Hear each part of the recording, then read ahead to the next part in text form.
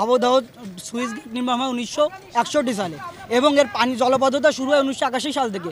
বিগত 4 দশক ধরে এই পানিবন্দী অবস্থায় মানুষ সময়ে সময়ে পানিবন্দী অবস্থায় থাকে। আমার সরকারের কাছে একটাই প্রশ্ন, একটা সুইচ গেট সংস্কার করতে হলে কত দশক ধরে আন্দোলন করা প্রয়োজন সেটা আমাদের বলে দেবেন, আমরা তত বছর ধরে সংগ্রাম করে যাব। কিন্তু এই ভবদাহ সংস্কার না করে আমরা রাস্তার থেকে বাড়ি যাব না। আমাদের মানুষ রাস্তায় বসে ভাত খাচ্ছে, তারা কি এসে কখনো রাস্তায় বসে ভাত খেয়ে বলেছে ভাই আপনাদের দুঃখের সাথী হয়েছে আমি? দোতলায় বসে কখনো জলের করুণ অবস্থা বোঝা সম্ভব না। করুণ অবস্থা বুঝতে হলে জলে আসতে হবে, গলা জলে নামে কাজ করতে হবে। গরু বাছুর মারা যাচ্ছে, অমুক বন্যা তমুক বন্যা, ভবদাহ নিয়ে কেউ কোনো কথা বলে না। 4 দশক পরে আর কত দশক লাগবে একটা ভবদাহ সংস্কার করতে? আমার এটা প্রশ্ন। এবং আর কত রোনাজারি লাগবে, কত চোখের পানি লাগবে বলে দেবেন, আমরা একবারে সকল চোখের পানি ঢেলে দেব। তারপরেও আমাদের ভবদাহ সংস্কার করা লাগবে। আমরা বিগত সরকারের শেষ সময়ে সাবেক পানি সচিব কবির বিন আনোয়ার আর আমাদের সাবেক প্রতিমন্ত্রী স্বপন ভট্টাচার্য চাঁদ তাদের চক্রান্ত ষড়যন্ত্রে টিআরএম প্রকল্প বাতিল করে শেষ প্রকল্প চালু করে আমাদেরকে আজকের এই সংকটে ঠেলে দিয়েছে। ওখানে এই টিআরএম ওই পানির দেখিয়ে একাধিক প্রকল্প গ্রহণ করা হয়েছে, ওখানকার কোটি টাকা, শত কোটি টাকা লুটপাট করা হয়েছে। আমরা আজকে এখানে এসেছি, এই মুহূর্তে ভবদাহর পানি অপসারণ করতে হবে, আমডাঙ্গা খাল সংস্কার করতে হবে, টিআরএম চালু করতে হবে।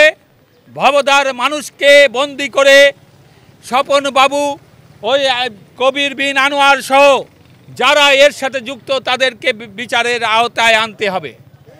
আমরা সেই দাবিতে আজকে এখানে অবস্থান নিয়েছি, অবস্থান চলবে। আমাদের সমস্ত বন্ধুরা আসছে, পানিবন্দী মানুষ আসছে, অবস্থান চলবে। দাবি না মানা পর্যন্ত আমরা আজকে এখান থেকে উঠব না। টিআরএম চালু করতে হবে, এটি হচ্ছে আমাদের প্রধান চাওয়া। টিআরএমের নামে ওখানে যে খনন করে যে দুর্নীতি লুটপাট হয়েছে তাদেরকে গ্রেপ্তার এবং বিচারে সোপর্দ করতে হবে। এবং আজকে যে হাজার লক্ষ মানুষ পানিবন্দী, সেই পানিবন্দী মানুষকে আজকে মুক্ত করার যে কার্যকরী পদক্ষেপ এবং তাদের যথাযথ সাহায্য প্রদান করতে হবে। এবং তার জন্য ভবদাহ সুইচ গেট এইটা ভেঙে দিতে হবে এবং আমডাঙ্গা যে খাল, সেই খাল চালু করতে হবে। মানে কারো বাড়ি এত পানি, ঘরের ভিতরে মাজার সমান পানি, এই পানির ভিতরে মানুষ গরু বাছুর নিয়ে সব ওই মেন রাস্তাটা কোনো মতে জাগ্ন আছে, বা নপাড়া টু মশিয়াটি যে রাস্তাটা, এই রাস্তাটা কোনো মতে জাগ্ন আছে। মানে আর 1 বিঘা তো হলে রাস্তাটাও তোলায় যাবে, মানুষ যাবে কোথায়?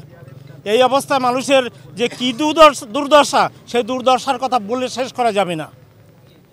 মানুষের নেই, মানে রান্না করে খেতে পাচ্ছে না, ঘরের ভিতরে খাট দিচ্ছে, খাটের পরে তারপরে ওই চুলা মালাইছে, তারপরে রান্না করতেছে। আজকে 4টি থানা, বিশেষ করে আমরা যদি দেখি অভয়নগর, মনিরামপুর, কেশবপুর সহ সদরের এবং ওদিকে ডুমুরিয়া, আজকে পানি এত বেশি এফেক্টেড যে মানুষ তারা ঘর বাড়িতে খাটের উপরে খাট দিয়ে তারপরে উঁচু করে তারা আছে, তাদের রান্না করার জায়গা নেই, তাদের খাওয়ার জায়গা নেই।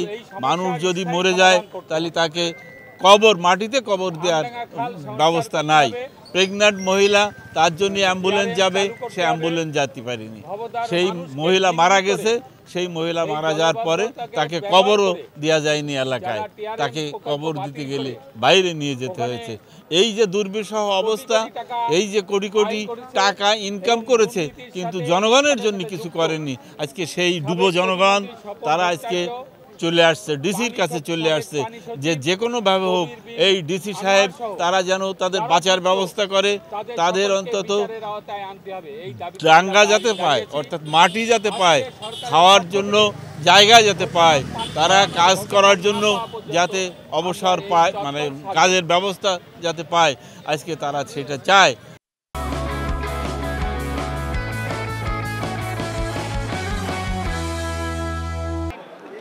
আমাদের সাথে গত 1 তারিখে ভবদা পানি নিষ্কাশন সংগ্রাম কমিটির সাথে ওনার সভা হয়েছিল। উনি সমস্ত দুঃখ কষ্টের কথা শুনেছেন, সমবেদনা প্রকাশ করেছেন এবং তাৎক্ষণিক একটা টেকনিক্যাল কমিটি করার সিদ্ধান্ত নিয়েছেন এবং তিনি এখানে ঘোষণা করলেন যে সেই টেকনিক্যাল কমিটি দ্রুত যাবে। এবং আমরা এখানে যে দাবি উত্থাপন করেছি জরুরি হিসাবে আমডাঙ্গা খালের পানি নিষ্কাশনের প্রশ্ন, বিলে বিলে পাটা,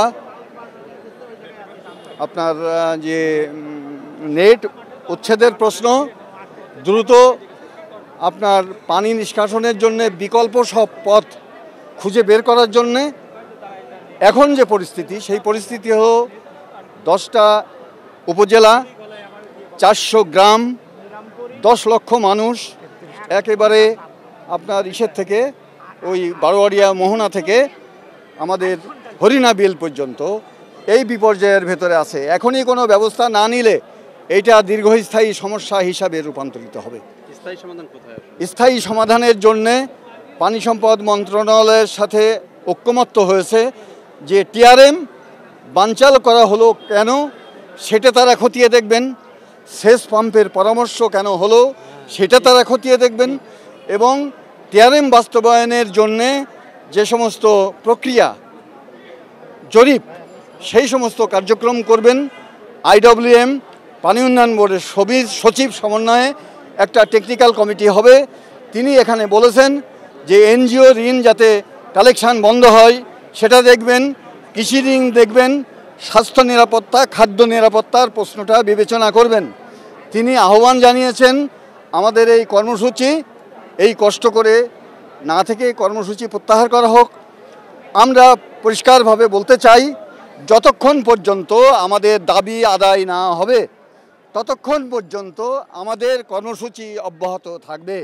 সচিব মহোদয় এবং IWM থেকে একটা টিম যাবে এই বৃহস্পতিবার আপনাদের ওখানে। তারা 2 দিন থেকে আপনাদের সাথে কথা বলে এই সমস্যার আজকের সমাধান না, চিরস্থায়ী সমাধানে কি করতে হয় আপনাদের কথা শুনে সেই কথাগুলো যখন আমাকে বলবে আমি সেটা উপদেষ্টা পরিষদে উপস্থাপন করব এবং আমি আপনাদেরকে কথা দিচ্ছি যে এইবার সমস্যার আশপাশ দিয়ে আর ঘোরা হবে না। এতদিন আমি আপনাদের পাশে থেকে আপনাদের সাথে আন্দোলন করেছি, আইনি লড়াই করেছি, এবার সমস্যার সমাধানের দায়িত্ব আমার উপর পড়েছে। সমাধানটা যাতে আপনাদের মতামত শুনে হয় সেটা আমি অবশ্যই নিশ্চিত করব। ভবিষ্যতে ভবদয়ের স্থায়ী সমাধানের জন্য সরকার যে গৃহীত পদক্ষেপগুলো নেবে সেগুলোর সঠিক ব্যবহার আমরা নিশ্চিত করব এবং এই ব্যবহারে ওই এলাকার মানুষের অংশগ্রহণ নিশ্চিত করতে হবে। আমরা সামনের দিনগুলোর কার্যক্রমে আমরা দেখতে চাই যারা সরকারের বিভিন্ন ডিপার্টমেন্টগুলো যারা কাজ করবে তাদের মধ্যে সততা এবং তাদের মধ্যে স্বচ্ছতা আমরা নিশ্চিত করতে চাই এবং প্রয়োজন বোধে তারা কি কাজ করে ওই এলাকার মানুষকে সঙ্গে রেখে সরকারের দায়িত্বশীল কর্মকর্তাদের সঙ্গে রেখে আমরা একটা মনিটরিং কমিটি করব যাতে করে ভবিষ্যতে নতুন করে আগের সরকারের মতো সিন্ডিকেট তৈরি করে আগের সরকারের মতো দুর্নীতি করে এই সংস্কারের নামে ভবদয়ের সমস্যা সমাধানের নামে কোনো রকমের অপচেষ্টা পায়তারা করতে না পারে।